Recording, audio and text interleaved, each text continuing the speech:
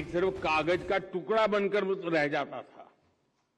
इससे उनके लिए राशन की समस्या खड़ी हो जाती थी।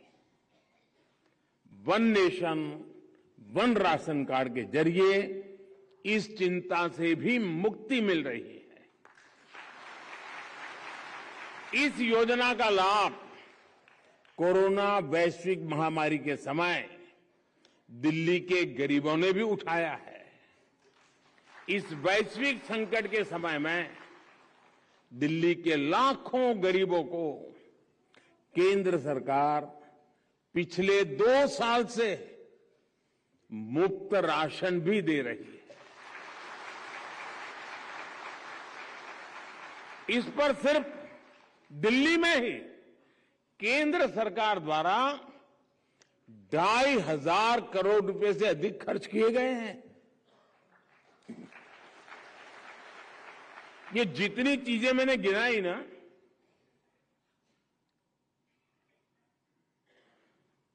आप बताइए कितने रुपयों की मुझे एडवर्टाइजमेंट देनी चाहिए थी? कितने अखबार के पेज भरे पड़े, अखबार में मोदी फोटो चमकती हो, और कितने दे देते?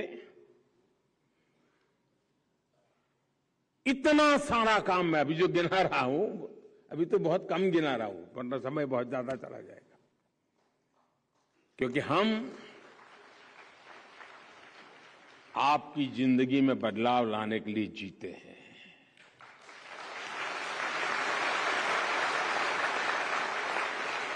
साथियों, दिल्ली में केंद्र सरकार ने 40 लाख से ज्यादा गरीबों को बीमा सुरक्षा कवच भी दिया है। दवाइयों का खर्च कम करने के लिए जन औषधि केंद्रों की सुविधा भी है। जब जीवन में ये सुरक्षा होती है तो गरीब निश्चित होकर अपनी पूरी ताकत से मेहनत करता है। वो खुद को गरीबी से बाहर निकालने के लिए, गरीबी से लड़ाई लड़ने के लिए, गरीबी को परास्त करने के लिए जी जान से जुट जाता है। ये निश्चिंतता गरीब के जीवन में कितनी महत्वपूर्ण होती है, वो किसी गरीब से बेहतर कोई नहीं जान सकता। साथियों, दिल्ली में एक और विषय, दशकों पहले बनी हुई अनधिकृत जो कॉलोनियों का भी रहा है। इन कॉलोनियों में हमारे लाखों भाई बहन रहते हैं। उनका पूरा पूरा जीवन इसी चिंता में निकल रहा था कि उनके घरों का होगा क्या। दिल्ली के लोगों की इस चिंता को कम करने का काम भी केंद्र सरकार ने किया। पीएम उदय योजना के माध्यम से दिल्ली की अनधिकृत कॉलोनियों में बने घरों को नियमित करने का काम चल रहा है। अब तक हजारों लोग इस योजना का लाभ उठा चुके हैं। केंद्र सरकार ने दिल्ली के मध्यम वर्ग को भी उनके घर का सपना पूरा करने में बहुत मदद दी है। दिल्ली के निम्न एवं मध्यम वर्ग के लोग अपना घर बना पाए, इसके लिए उन्हें केंद्र सरकार की तरफ से ब्याज में सब्सिडी दी गई है। इस पर भी केंद्र सरकार की तरफ से 700 करोड़ रुपए से अधिक खर्च किए गए हैं।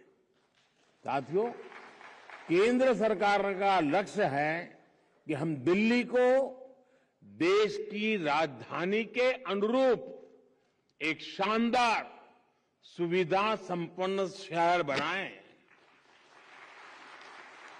दिल्ली के विकास को गति देने के लिए हमने जो काम किए हैं, दिल्ली के लोग, दिल्ली के गरीब, दिल्ली का विशाल मध्यम वर्ग, वे इन सब के साक्षी के रूप में हर जगह पे अपनी बात बताता है। इस बार लाल किले से मैंने देश की एस्पिरेशनल सोसाइटी की बात की थी। दिल्ली का गरीब हो या मध्यम वर्ग, वो आकांक्षी भी है और अभूतपूर्व प्रतिभा से भरा हुआ है। उसकी सहूलियत, उसकी आकांक्षा की पूर्ति सरकार की सर्वोच्च प्राथमिकताओं में से एक है। साथियों, 2014 में जब हमारी सरकार आई थी तो दिल्ली एनसीआर में 190 किलोमीटर रूट पर ही मेट्रो चला करती थी।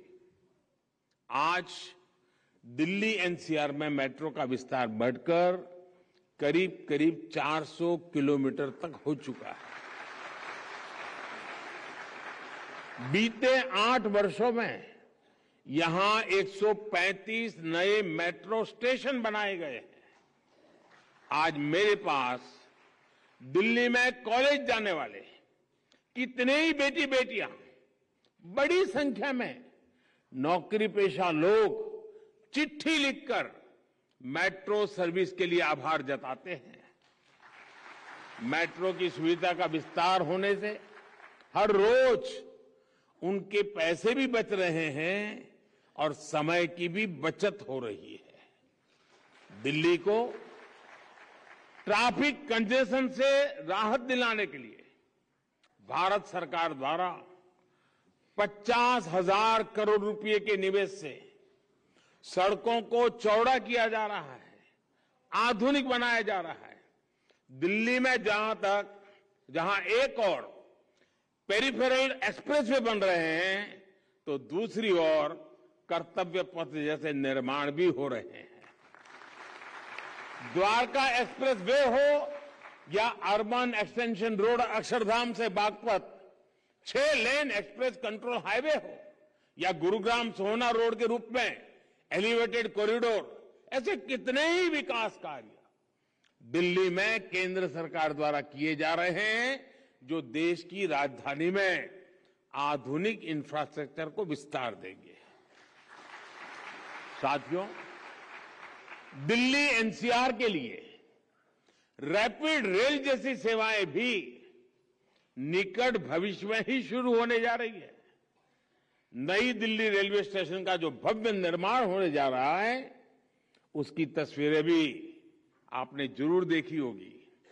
मुझे खुशी है कि द्वारका में 80 हेक्टेयर जमीन पर भारत वंदना पार्क का निर्माण अब अगले कुछ महीनों में समाप्त होने की तरफ बढ़ रहा है।